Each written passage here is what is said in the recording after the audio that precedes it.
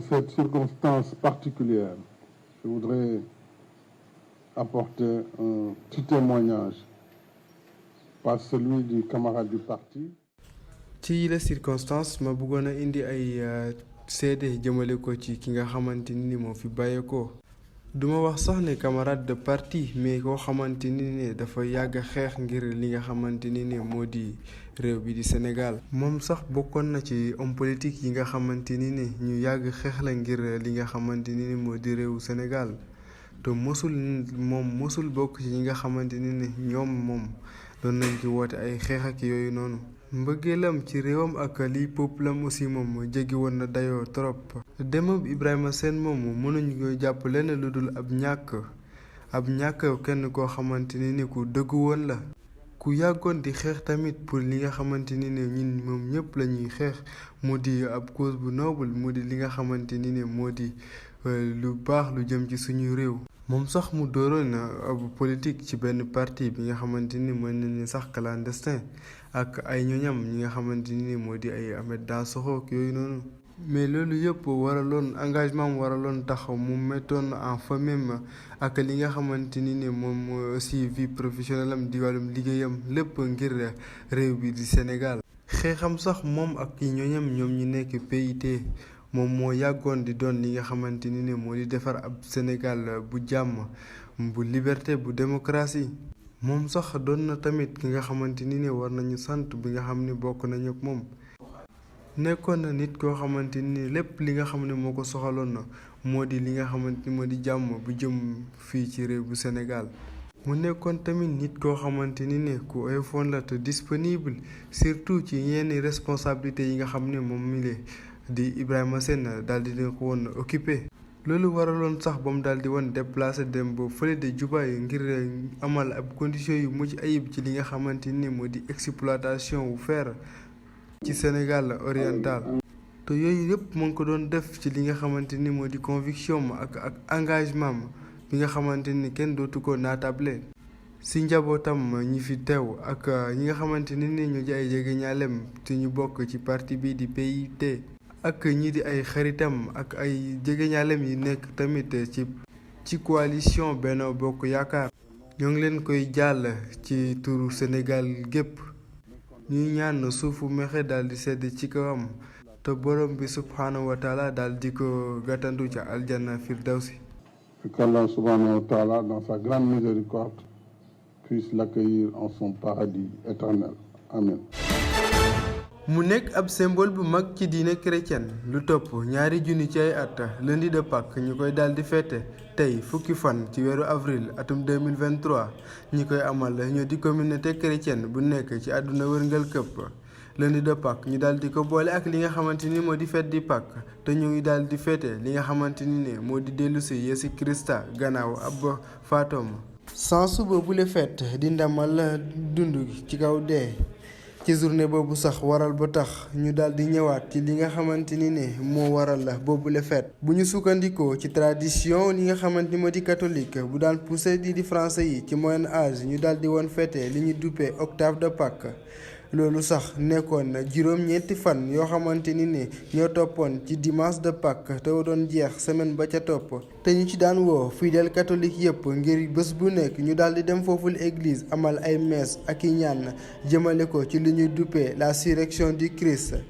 boobu la jamono tamit ñu ci doon woo ñu bëri ngir ñu daal di dem foofule ca Rome ngir amal ab pèlerinage ñu jàpp ne bokk na ci li nga xamante ni ne ñoo prières yi gën a am solo jëm ci li nga xamante ni ne moo di diine chrétienne. lundi de Pâques nekk ab férié ba nga xamante ni képp kuy liggéeykat moom da koy daal di féete.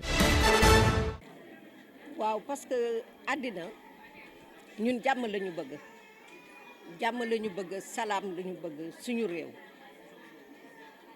man si magi Pastef fi laa bokk ñu ngi jàpp xale yëpp ñu ngi ñëw te Sénégal jàmm rek la ñu xam te dañu bëgg jàmm boobu continuer sax réew kenn mënu ko liggéey te jàmm amu fa il faut jàmm am fa pour nga mën a liggéey réew te ñun Kër Massar département bu bees la te dafa am lu ñu fa soxla bëgg nañ fa ay stade pour suñu jeunes yi bëgg nañu ay financement pour suñu jigéen yi suñu jeunesse bi la plupart des jeunes dañoo frustré dañu yore seen diplôme di chômer par contre da ngay gis ñoo xam ne yoruñu sax diplôme nekk ci ay place yu kawe xam nga c'est frustrant loolu moo tax c'est pas parce que le président n'a pas travaillé non il a beaucoup travaillé il a beaucoup investi dans le pays donc ñun dañu bëgg tey jii ñëw pour mu jàppale suñu ndaw ji Kër Massar la ñu am dañu bëgg mu dugal fa loxoom financer jigéen ñi parce que jigéen ñi mësuñu am ñii toog mësuñu am financement te financement yi ñu ngi koy dégg fu ne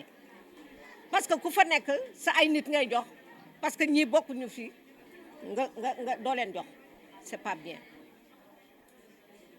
lii moo waral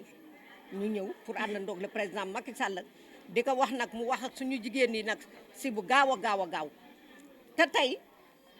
bu ñuy ñëw àndandoog moom liggéey dañu bëgg Farba Ngom honorable député recevoir ñu si bu gaaw laa wax parce que moom la ñu gis mu nekk nit koo xam ne dafa sincère il est fidèle te lu mu wax def ko loolu moo tax ñu bëgg mu nekk suñu mentor si politique bi soxlawuñu keneen.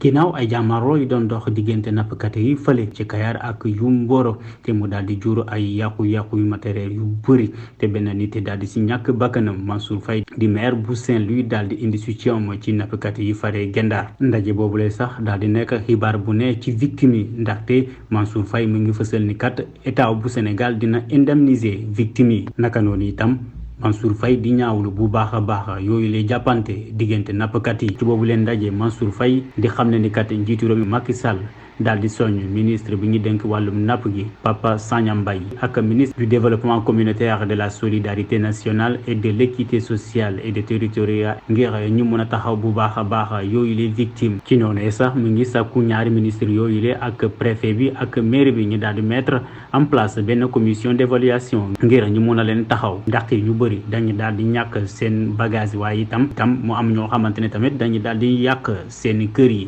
Mansour Faye laata moo pare ci visitom bi ci Gendar muy sakku na itam ci acteur de la pêche ñiy samp dialogue ngir jàmm mun a dellu siwaat ci secteur de la pêche.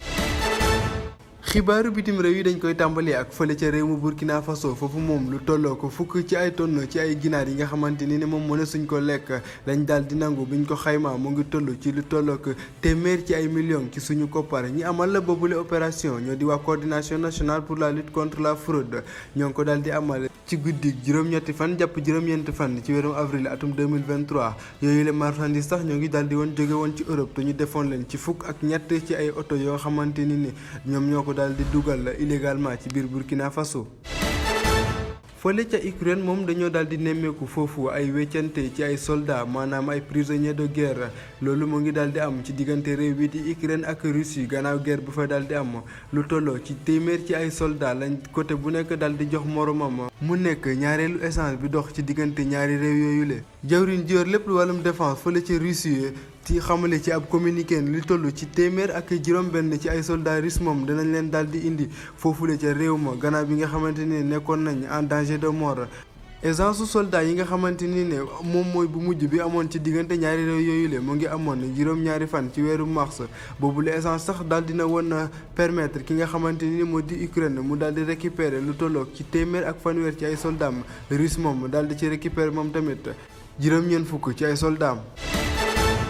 ñu jeexalee fële ca réew mu Pakistan foofu moom lu tolloo ñeenti nit ñoo ci daal di ñàkk seen bakkan fukk ak juróom daal di ci jëlee ay gaañu-gaañu altine bile ci ab benn attentat bombe bi nga xamante ni ne moom bi de auto police la daal di visé woon mu ngi nekk ci bët saalumu réew ma ñii di waa police ñoom ñoo ko daal di xamle ne explosion boobu sax mu ngi daal di am ci benn marché bi nga xamante ni dañ koy daal di fréquenté te mu nekk foofu ca Keita boobule localité nga xamante ni moom la ñuy di groupe séparatiste yi daal di ëpp li ñu amal seen opération daal di ko jëmale ci lii di waa wala sax gendarmerie.